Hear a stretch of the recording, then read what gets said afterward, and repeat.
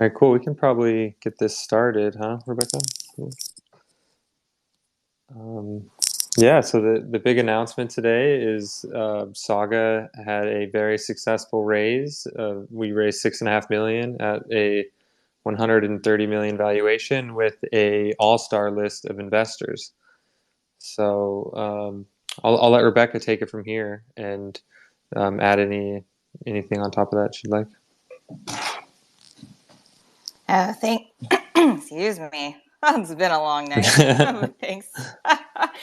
Thanks so much, Joe. And thank you to everybody here for coming to our first Twitter Spaces community call. We had a Discord call a few weeks ago, but we wanted to gather on Twitter because it's our broader community, and we wanted to share the good news with all of you.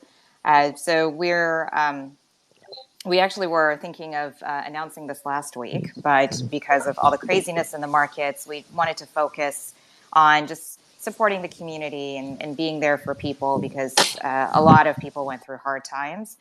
But I think people are finding their feet, which is great. The Cosmos community in particular is coming together and rallying around Terra developers, the Terra team. So there are paths forward, which is wonderful. And we wanted to share this news with all of you. So for those of you who are new to Saga, maybe this is the first time you are hearing about this project or seeing this project. Saga is a protocol to launch chains. So our ambition is to launch the next 1,000 chains in the multiverse, which is the multi-chain metaverse. So our thesis is that game developers, developers working in entertainment applications, and frankly across all Web3, they deserve to have their own space in which to build. They deserve to have a great experience for their users, a great experience while they're developing, and that is what we aim to give them. So first off, a shout out to all the investors who participated in this round. You can see them in our press release as well as the story that the block wrote about us. But we really are grateful for their support, especially at this time. So Maven 11 has been incredible. They have been incredibly helpful throughout, and we're very lucky to have them on board. Long Hash Ventures, Hypersphere, Figment, Polygon Studios, Samsung, Chorus One, GSR, C2X, which is the Web3 arm of Come To Us, was the largest mobile gaming platform in the world. Merit Circle, Hustle Fund, Unanimous Capital, Strange Love, Jack Samplin's team. So shout out to Jack, has been wonderful. Test Ventures, NFR, Akash, Zaki. Zaki is a longtime friend and has been wonderful throughout. We're very lucky to have him here in an official capacity. Jaquan, the OG Jaquan, Garrett Furrow as NFT and DeFi, True Original and DGen, Alex Shin, Nick Tomano from OpenSea, the Polymer team, and several other angels. So thank you to all of them for supporting this project. We certainly won't misplace the faith that they have given to us, and we really look forward to building. As is the case with most community calls, we want to share some news, but we also just want to open it up to the floor because I'm sure that people have lots of questions. Now that we've announced the raise, we can talk a little bit more about some other plans that Saga has going forward. But I actually would love to call Rex to the stage. So Rex is our new head of developer relations. And we brought Rex on at this stage because we really do believe in making sure developers are supported through every step of the life cycle of becoming a developer on Saga. When we say that Saga is a project for developers, we really mean it.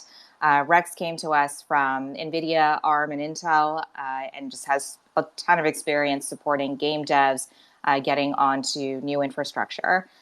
So Rex, if you're ready, I think everyone would love to hear more about the Innovator Program that we're opening today on our way to AlphaNet, and what we're hoping to do with developers and how developers can get in touch with us. Thank you, Rebecca, and very exciting news. And hello, everybody out there. If you're not familiar with me, my name is Rex St. John. I live in Seattle. And what I like to do is locate the top folks from out there who are small to medium sized, extremely innovative Web 2 to Web 3 transitioning organizations or individuals, or Web 3 organizations that are all in on games. And what we're looking to do is to try and find those people that are really reimagining and re envisioning what it is to play games and build applications in Web3. And I think that there's entirely new areas for innovation which are completely unexplored that are being made possible by the blockchain, by smart contracts, by NFTs. And I'm expecting and I'm seeing just an absolute explosion in what people can do with these experiences. A great example is last week I had a call with Guardians of the Earth. This is a small group, a game studio out of Australia, and they've made a game out of identifying uh, creatures outside. You take your phone, you take a picture, and you post these pictures, and a lot of folks around the world log in and they try and help figure out what these animals are, and then they get paid in the micro in the token of Guardians of the Earth for helping to identify these native species. So this is just one example of experiences that are being unlocked by Web3, and I'm expecting to see many more innovations like this. So I think there's a post somewhere on the Saga Twitter where you can go and sign up for the Innovator Program. Please go ahead and fill in the form. We're pretty open minded. We just like to see what you're working on and what you're thinking about, and go ahead and fill that in, and we'll be in touch. Thanks a lot. Great. Thanks so much, Rex. Yeah, so there is there is a way to get to the application for the innovator program. So we'll release more details on that next week as to what it is will actually be included as a part of this program. But yes, there is a place to sign up, and we're eager to hear from all of you. Yeah, so the other news that we want to share is that the Innovator Program is being stood up now, to get to know all our builders better and to start them on the journey of building on top of Saga, but it's also in service of an AlphaNet, which we're building right now and will come out in the next few months. So looking forward to that. Once we have AlphaNet out there, we will have people building on top of it and testing out the technology. Obviously, AlphaNet comes even before DevNet, in case the term hasn't come up that often. But the idea is to learn as much as possible about our product and how it is that people are using it, what features should be enhanced within it, what tweaks do we need to make on the way to really making this a robust platform for people to launch their own dedicated chains for gaming and entertainment. So look out for that announcement as well. But that is a lot of what we'll be spending our time doing over the next few months. Yeah, so we don't want to take up too much time, just chit-chatting up here about Saga News. We definitely want to hear from the community as well. Every time we go onto Discord or do one of these talks, we get a lot of questions from the audience. So Joe, if you want to facilitate people coming up to the mic and just asking anything of the team, I think we can rock and roll on that. Yeah, it sounds good. Anybody in the audience that wants to come up here, they can either raise their hand, do the raise the hand thing, or request to come up. And let me see if we have. I don't know if we have any requests at the moment, but yeah, everyone is feel free to ask to come up here.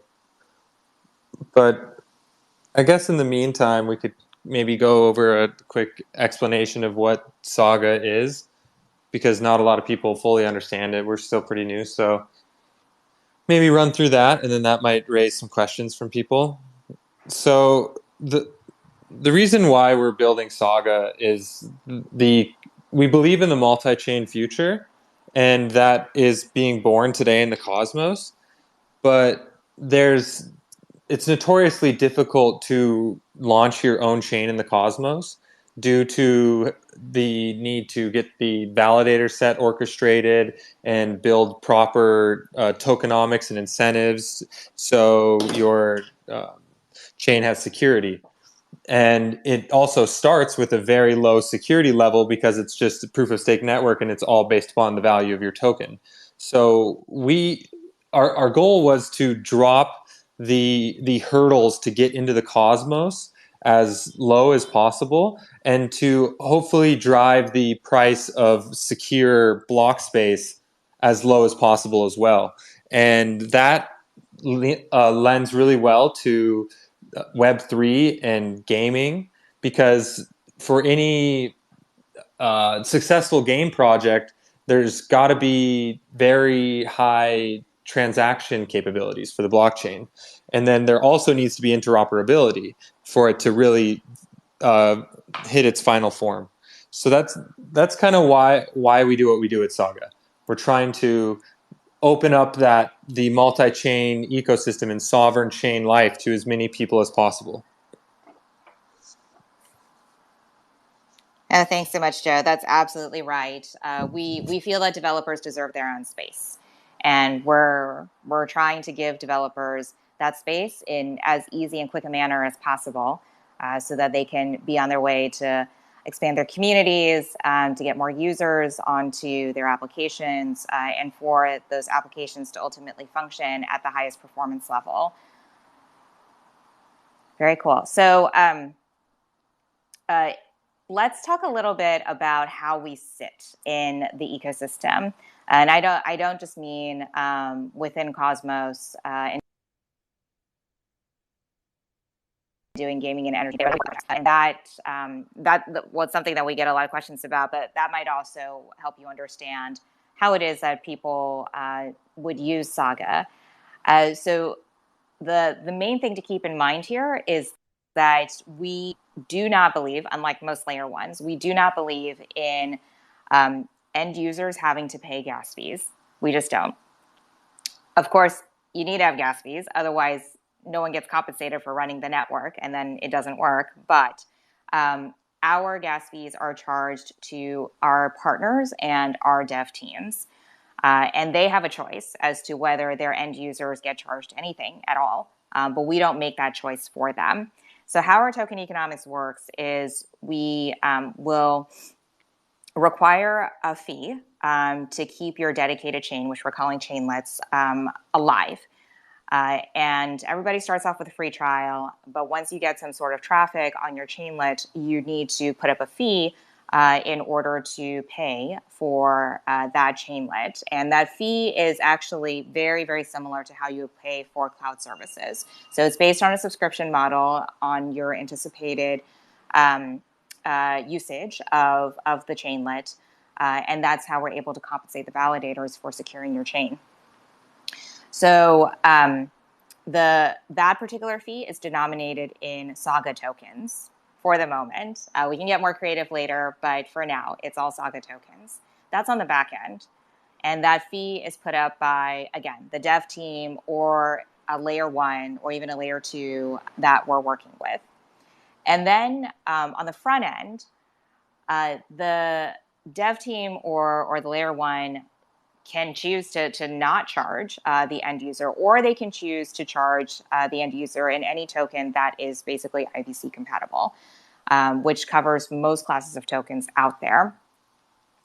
What we anticipate happening is that the end users will continue to get charged in the token, in the native token of whatever virtual machine the developer had used to deploy onto Saga.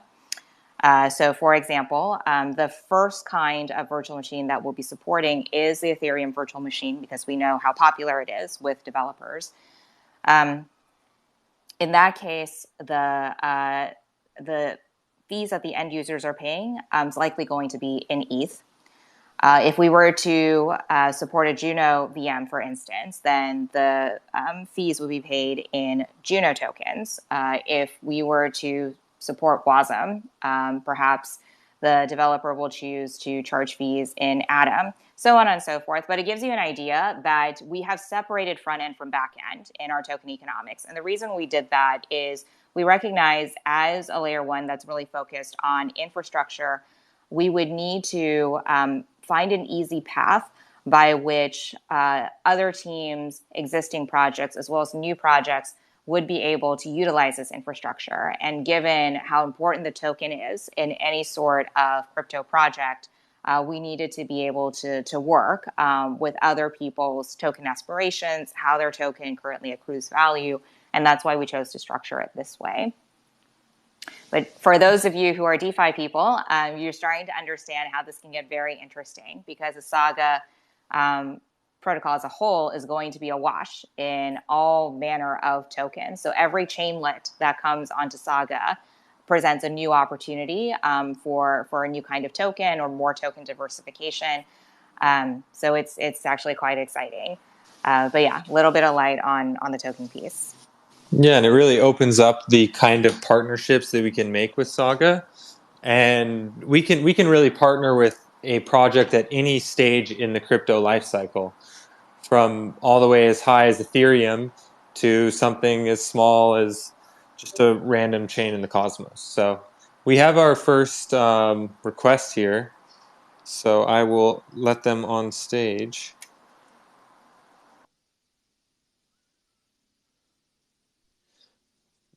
There you go. You should be good to go. The Sheet Crypto.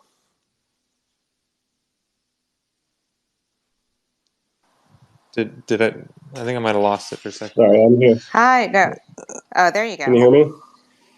Yes. Yeah, we can Very hear you. good. Thank We you. can hear you just fine. Excellent. Yeah. I appreciate everybody's time today. Congratulations on the raise. I just had a question about the potential or possibility of y'all integrating with Celestia and building on their modular chain as sort of the base layer for shared security, or is this something you're doing as duplicative of what they're doing, or do you know anything about Celestia?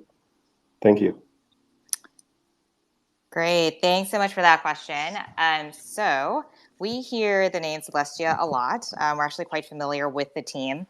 I would say Celestia and Saga are two very different things, in the sense that Celestia is a data availability layer. So they separated execution from consensus, and they focused on getting data or surfacing it as quickly as possible. And that's how they've attacked the scaling problem. However, Celestia is not usable without some other chain. So you have to have a chain already in order to use Celestia. Saga, on the other hand, provisions you with a chain. So we're tackling the problem in a different way. Scalability for us is about block space. And so if you are facing congestion on, say, a monolithic chain or even your own chain, and you are sensing that it's starting to really affect your users and just the existence of your application, then you need to be able to expand that block space. And that's where we come in. And for the gaming and entertainment applications, having your own dedicated block space that really meets the end user and developer experience requirements is paramount. And so we've solved that problem, or we are solving that problem of getting your own dedicated space. So I would think of Celestia as something that is eminently usable across many different layer ones, but it is not a layer one itself. If you want to go to Celestia to potentially provision a layer one, I think they might have some plans to do roll-ups in the future, but that's not really the immediate plan. It's also not their core competency. They're looking at data availability. So we can definitely see a future in which we and Celestia are both used. So a developer uses us to be able to launch their own dedicated chain. But they still need that data availability layer in order to make everything run faster, and also to surface that data in a much more streamlined way. In that case, putting the two of us together in an overall solution is probably the end-to-end scalability that you're looking for. So that's a high-level overview of how we would potentially relate to Celestia and how we think of our two projects. I do see that Jake, our co-founder and CTO, who designed our entire system, is on this call. I don't know if Jake is actually, he's listening in, but he's occupied at the moment. But Jake, if you are able to come on stage and maybe shed some light on this from a deeper technical level, then I think the audience would really appreciate it. But totally get it if you're actually working on like coding right now. Oh, there he is. He's up here. Oh, hey Jake, awesome. What I missed that last bit. I was switching over. What would you like to dig into?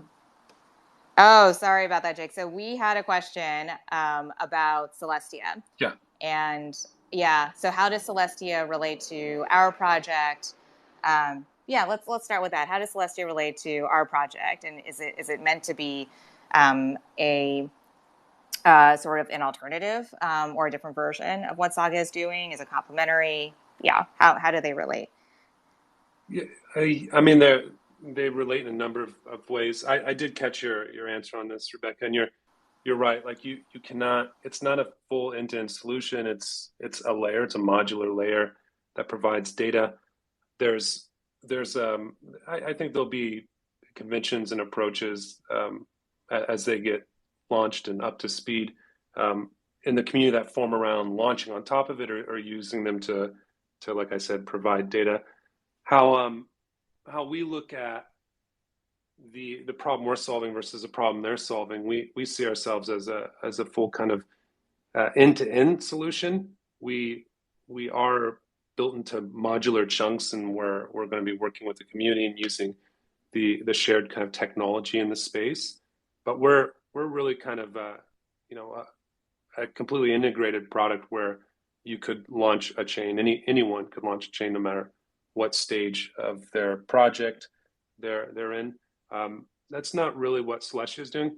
Now, as far as working with Celestia, yeah, I mean there's definitely a possibility there.